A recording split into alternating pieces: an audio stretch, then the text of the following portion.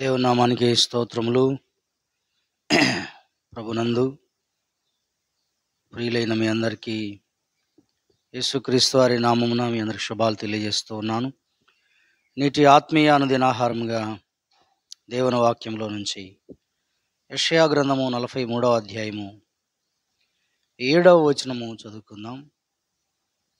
యెషయా గ్రంథము 43వ అధ్యాయము 7వ వచనము చదువుకుందాం. నా మహిమ నిమిత్తము నేను సృజించిన వారిని, నా నామము పెట్టబడిన వారిని అందరినీ తెప్పించుము. నేనే వారిని కలుగజేసి తిని, వారిని పుట్టించిన వాడను నేనే. దేవుడు తన వాక్యములో ఆయన మనతో మాట్లాడుతున్న మాట ఈరోజు, నా మహిమ నిమిత్తము నేను సృజించిన వారిని. దేవుడు తన మహిమ నిమిత్తము మనలను సృజించినట్లుగా దేవుని వాక్యంలో చదువుతూ ఉన్నాం. ఎందుకు మనం సృజించబడ్డాము అనే ఒక ప్రశ్న మనం వేసుకున్నప్పుడు, నేను ఎందుకు పుట్టాను అని మనం ప్రశ్న వేసుకుంటే, ఆయన మహిమ కోసం మనము సృజించబడ్డామని, ఆయన బిడ్డలుగా ఈ లోకంలో, ఆయన కుమారులముగా కుమార్తెలముగా ఈ లోకంలో, మనమున్న చోట, మనమున్న ప్రదేశాల్లో, మన యొక్క జీవితంలో, మన వ్యక్తిత్వం ద్వారా, మన బ్రతుకు ద్వారా, మన యొక్క కార్యాల ద్వారా, మన యొక్క మరి నీతికరమైనటువంటి దేవుని వాక్యానుసారమైన పనుల ద్వారా ఆయన మహిమపరచుట కోసమే. కనుక దేవుని వాక్యంలో మనం చూస్తున్నాం, నా మహిమ నిమిత్తము నేను సృజించిన వారిని అని దేవుడు అంటున్నాడు. ఎందుకు మనము సృజించబడ్డాము అనే ఒక ప్రశ్న మనం వేసుకున్నట్లయితే దానికి జవాబు ఇక్కడ రాయబడి ఉంది. నా మహిమ కోసము, నా మహిమ కోసము అని అంటాడు. కనుక మన జీవిత కాలంలో మనము దేవుని మహిమపరిచే వారముగా, దేవుణ్ణి గణపరిచే వారముగా, ఆయన గొప్పతనాన్ని, ఆయన మహిమను ఎరిగి మనం ఆయన మహిమపరచవలసిన వారమై ఉన్నాము. దేవుని మహిమపరచినటువంటి ఒక రాజు మనకు దేవుని వాక్యంలో అపోస్తల కార్యముల గ్రంథం 12వ అధ్యాయంలో కనిపిస్తాడు. రాజు అయినటువంటి హేరోదు 12వ అధ్యాయము 20 నుంచి 23 వచనాల్లో ఈ రాజు అయినటువంటి హేరోదు కనిపిస్తాడు మనకు. ఇక్కడ తూరీల మీదను సీదోనీయుల మీదను అతనికి అత్యాగ్రహము కలిగినందున వారేక మనసుతో రాజునొద్దకు వచ్చి అంతఃపురమునకు పై విచారణకర్తయగు బ్లాస్తును తమ పక్షంగా చేసుకుని సమాధాన పడవలెనని వేడుకొనిరి. ఎందుకనగా రాజు యొక్క దేశము నుండి వారి దేశమునకు గ్రాసము వచ్చుచుండెను. ఇక్కడ తూరీలు సీదోనీయులు అనేటువంటి రెండు మరి రాజ్యాల వాళ్ళు ఈయనకు వచ్చి, ఈయన దగ్గరకు వచ్చి, రాజుగారికి కోపం వచ్చింది. వీళ్ళు బహుశా ఈయన అధికారం క్రింద ఈ తూరీలు సీదోనీలు ఉన్నట్టుగా మనం గ్రహించవచ్చు. వీళ్లకు ఆయన రాజ్యములో, ఆయన అధికారం క్రింద ఉన్నటువంటి ఈ ప్రజలకు ఆయన మరి ప్రతి సంవత్సరము కొంత ఆర్థికంగా గ్రాసము వాళ్ళకు పంపించి వాళ్ళని పోషిస్తూ ఉండేవాడు రాజు అయిన హేరోదు. అలాంటి సమయంలో ఎందుకో వీళ్ళ మీద ఆయనకు కోపం వచ్చింది. కోపం వచ్చినప్పుడు ఆ కోపంతో వారి మీద ఆగ్రహంతో ఉన్నాడు. అప్పుడు ఆయన్ని మళ్ళీ సమాధిపరచుకోవడం కోసం, ఆయన సమాధానపరచుకోవడం కోసం పై విచారణకర్త అయినటువంటి బ్లాస్తు అని ఆయన్ని తన పక్షంగా చేసుకుని, బాబు మీరు రికమెండ్ చేయండి, రాజుగారు చాలా మా మీద కోపంగా ఉన్నారు, ఆ కోపానికి కారణం ఏంటో మాకు తెలియట్లేదు, ఒకసారి మీరు మాతో మాట్లాడి మా పక్షాన్ని మీరు మాట్లాడి రికమెండ్ చేసి రాజుగారితో చెప్పినట్లయితే మా సమస్యకు పరిష్కారం దొరికిద్ది అని అన్నప్పుడు రాజుగారికి తెలియపరిచాడు. ఆయన ఒక డేట్ ఇచ్చాడు, పలానా రోజున రమ్మని. ఆ డేట్ ప్రకారంగా వీళ్ళు వెళ్ళారు. తూరు ప్రజలు, సీదోను ప్రజలు.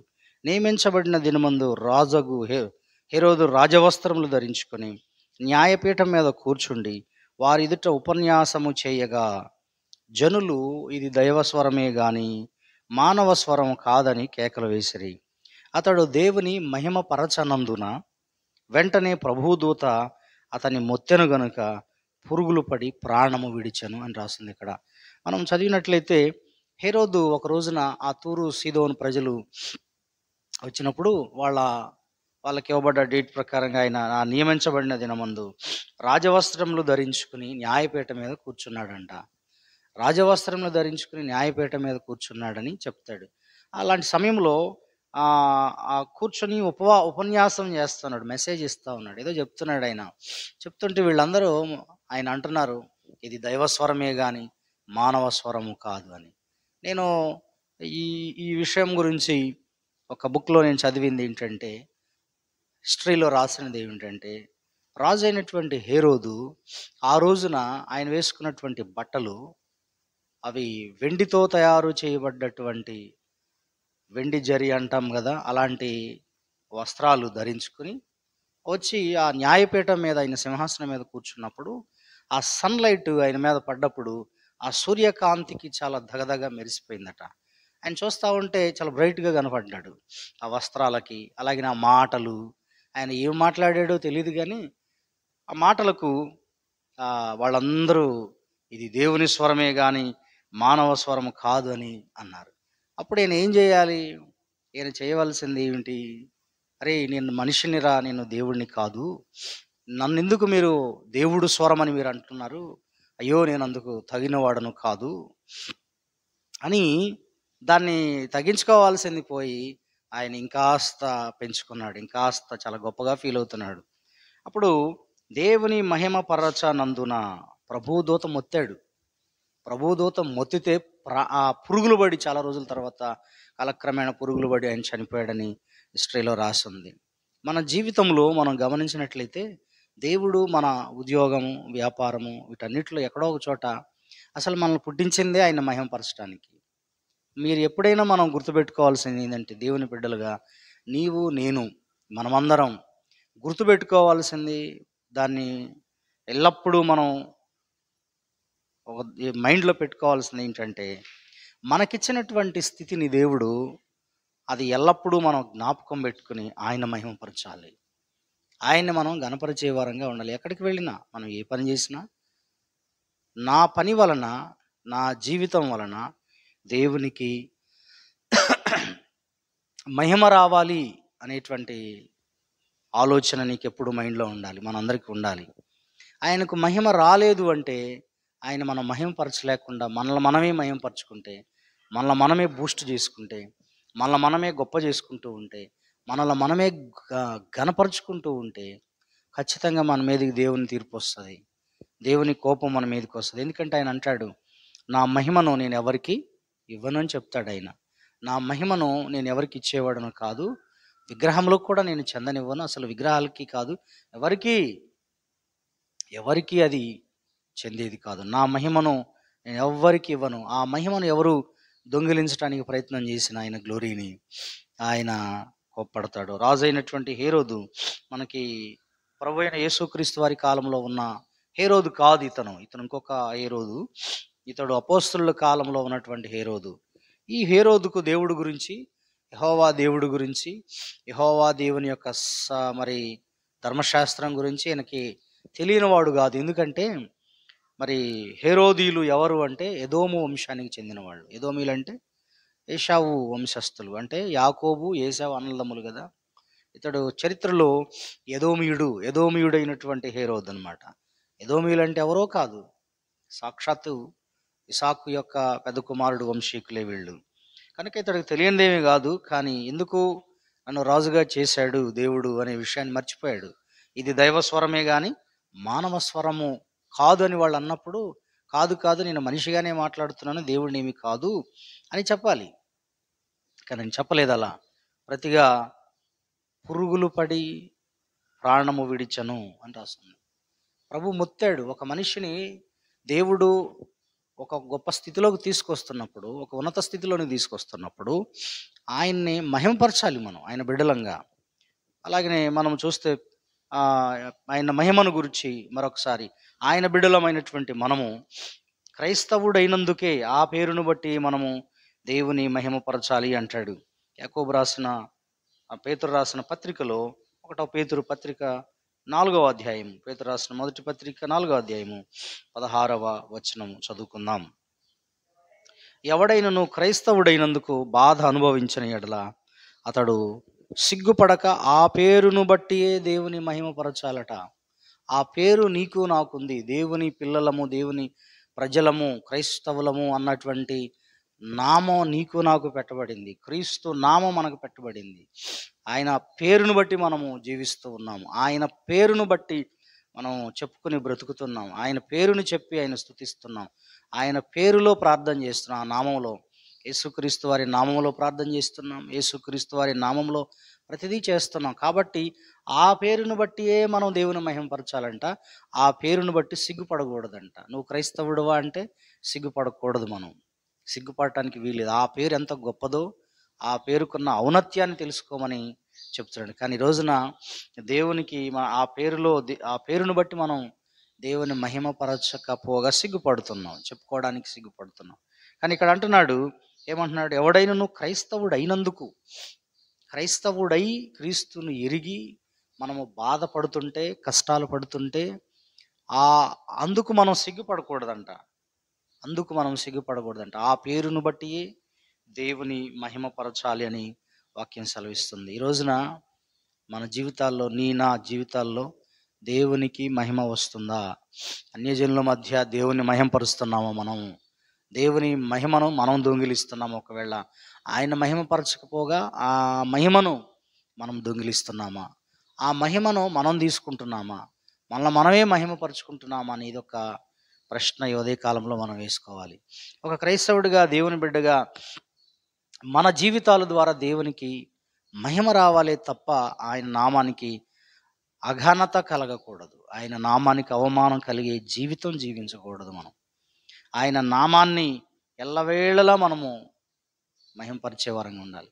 మన బిహేవియర్, మన ప్రవర్తన చూసినప్పుడు ప్రజలు చూసినప్పుడు, ఇతరులు చూసినప్పుడు దేవుని మహిమపరిచేటట్లుగా ఉండాలి. కానీ మన జీవితాలు చూసి క్రైస్తవులంటే చీ అన్నట్లుగా మనం ఉంటే, ఆ చీ కొట్టారు కదా వాళ్ళు, ఆ చీ కొట్టిన మాటే యేసయ్యని అవమానపరిచినట్లే. వాళ్ళు మాట్లాడుతున్న దాని వల్ల వాళ్ళు ఎలాగూ మాట్లాడతారు, నువ్వు అన్నా అనకపోయినా. కానీ ఇక్కడ విషయం ఏంటంటే, మన జీవితాన్ని యథార్థంగా మనం నడిపిస్తున్నప్పుడు, వాక్యానుసారంగా మనం బ్రతుకుతున్నప్పుడు వచ్చే శ్రమ, బాధ ఏదైతే ఉందో అప్పుడు మహిమ వస్తుంది. కానీ నీవు పై రాసుంది, ఆ పై వచనాల్లోనే, నరహంతకుడుగా, దొంగగా, దుర్మార్గుడుగా, పరులు జోలికి పోయేవాడుగా బాధ అనుభవిస్తే, ఆ మాటలు ఈ మాటలు చీచా అనిపించుకుంటే, వీళ్ళు క్రైస్తవులంట, వీళ్ళు దేవుని బిడ్డలంట, ఇలాగానే ఉంటారా అనేటువంటి మాటలు మాట్లాడుతున్నప్పుడు మనం ఆ తప్పుడు పనులు చేసి అలాంటప్పుడు దేవునికి మహిమ రాదు. దేవుని మహిమపరచలేము. కనుక ఈ ఉదయకాలంలో ప్రియ సహోదరి, సహోదరుడా, మనం ఆయన మహిమపరిచే వారంగా ఉండాలి. మహిమపరచని రాజైన హేరోదు పరిస్థితి ఏమైంది? ఒకసారి ఆలోచన చేసుకోవాలి. అలాగనే మనము ఫలిస్తే దేవునికి మహిమ వస్తుంది అని రాశాడు. యోహాను సువార్త 15వ అధ్యాయము 8వ వచనంలో కనబడుతుంది. యోహాను సువార్త 15వ అధ్యాయము 8లో అంటాడు, మీరు బహుగా ఫలించుట వలన నా తండ్రి మహిమపరచబడతాడు. నా తండ్రికి ఎలా మహిమ వస్తుంది అని అంటే, మీరు ఫలిస్తే, మీరు బ్లెస్ అయితే, మీ లైఫ్ ఫ్రూట్ఫుల్గా ఉంటే, మీ జీవితము ఫలవంతంగా ఉంటే నా తండ్రి మహిమపరచబడతాడు. అంటే మనము మన జీవితం ద్వారా, మన జీవితంలో ఆశీర్వాదకరమైన జీవితాన్ని జీవిస్తున్నప్పుడు, అభివృద్ధికరమైన జీవితాన్ని జీవిస్తున్నప్పుడు, మన పిల్లలు, మన కుటుంబాలు ఫలవంతంగా ఉన్నప్పుడు, అప్పుడు పరలోక తండ్రికి మహిమ వస్తుంది. వారు దేవుని బిడ్డలండి, వారు యేసుప్రభుని ఎరిగిన వాళ్ళండి, వారు ప్రార్థనకు వెళ్తారండి, వాళ్ళు ప్రార్థన చేసేవాళ్ళు, అందుకే వాళ్ళ దేవుడు వారిని ఆశీర్వదించాడు అని అన్యులు చెప్పుకుంటారు. వాళ్ళు ఒక సిస్టమేటిక్గా ఉంటారండి. అలా ఎలా ఉంటున్నారు? వీళ్ళు ఎవరండి? వాళ్ళ దేవుని బిడ్డలండి వాళ్ళు. ఎంత గొప్ప మరి ఘనత అండి! ఎవరికి వస్తుంది అంటే, చెడ్డ పేరును తీసుకొచ్చేది ఒక తండ్రికి కొడుకే, బిడ్డలే. అలాగనే మంచి పేరు తెచ్చేది కూడా పిల్లలే. అలాగనే మనం కూడా ఆయన బిడ్డలంగా గొప్పవాళ్ళమైతే మొదటగా వచ్చేది మహిమ ఆయనకే. అలాగనే మనం చెడ్డవాళ్ళంగా బ్రతికితే చెడ్డ పేరు కూడా వచ్చేది ఆయనకే.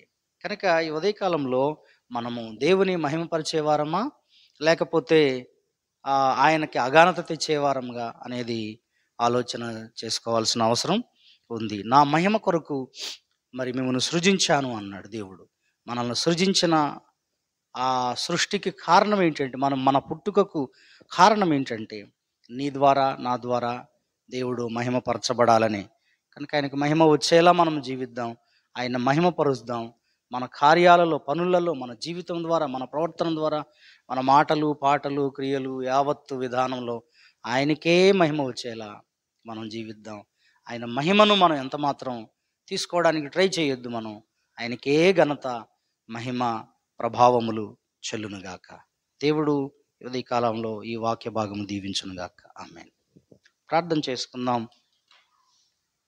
పరిశుద్ధుడైన మా తండ్రి, జీవము గల దేవా, మీ పాదాలు కృతజ్ఞతాస్తుతులు చెల్లిస్తున్నామయ్యా. ఈ ఉదయ కాలంలో తండ్రి మిమ్మల్ని మహిమపరుస్తూ ఉన్నాము. ఎందుకంటే నీవు సజీవుడువైన దేవుడవు తండ్రి, జీవము గల వాడవు తండ్రి.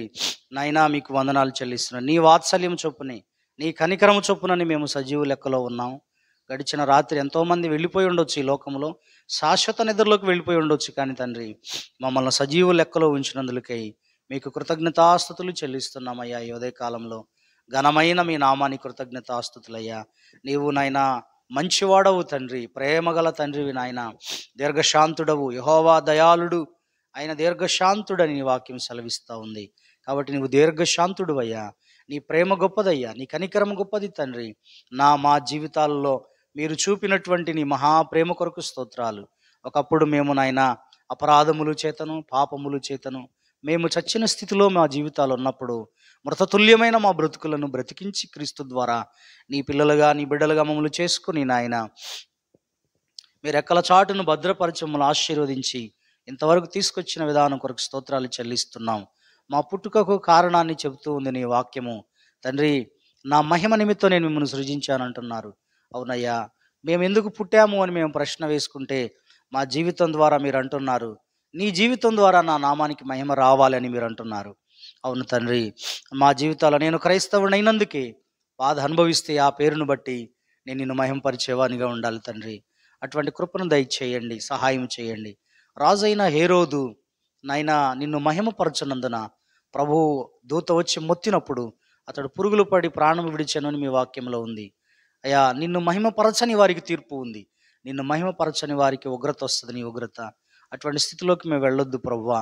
కృప దయచేయండి. నీకు వచ్చే మహిమను మమ్మల్ని ఎంతగా బ్లెస్ చేస్తున్నావో, ఎంతగా మేము మరి నాయన జీవిస్తున్నామో, అది నీకు మహిమ తీసుకొచ్చేదిగా ఉండాలి మా జీవితాల ద్వారా. తండ్రి, మా జీవితాల ద్వారా మీ నామానికి మహిమ అఘనత రాకూడదు నాయన, అఘనత రాకూడదు.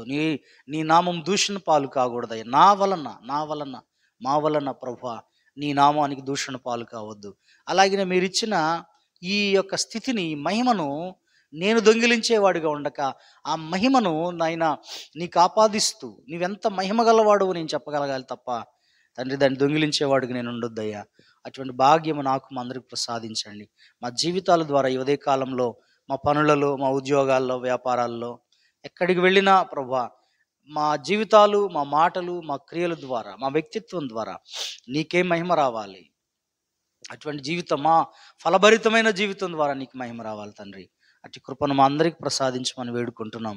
చేరి వచ్చిన బిడ్డలందరినీ దీవించి ఆశీర్వదించండి, వారి కుటుంబాలను దీవించి ఆశీర్వదించండి. మీ యొక్క కృపతో ప్రతి ఒక్కరిని నింపండి అయ్యా. అయ్యా, ఈ దినమంతా మా ముందు ఉంది, ఈ దినమంతా మీరు మాతో కూడా ఉండి మమ్మల్ని నడిపించండి. ఈ దినమంతా ఇదిగో నాయన, ఇదిగో నా మట్టుకైతే ప్రభు నా ప్రాణాత్మ శరీరాన్ని నీ సన్నిధిలో సమర్పించి ప్రార్థిస్తున్నాను. ఈ నా దేహము ఈ పరిచర్య కోసము నీ కొరకు మేము వాడబడే భాగ్యమును దయచేయమని ప్రార్థన చేస్తూ ఉన్నాం. నా జీవితము ద్వారా నీ నామానికి మహిమ రావాలి తండ్రి. కృప చూపించండి, సహాయం చేయండి. నా యొక్క ఇదిగో తండ్రి, నా కన్నులు వ్యర్థమైన వాటిని చూడకుండా నా కన్నులు త్రిప్పివేయండి నాయనా. నీ ధర్మశాస్త్రములు ఆశ్చర్యకరమైన సంగతులు చూచే కన్నులుగా నా కన్నులు తెరవండి నాయనా. మీకు స్తోత్రాలు. శుద్ధ హృదయము దయచేయండి, శుద్ధమైన పెదవులు దయచేయండి తండ్రి.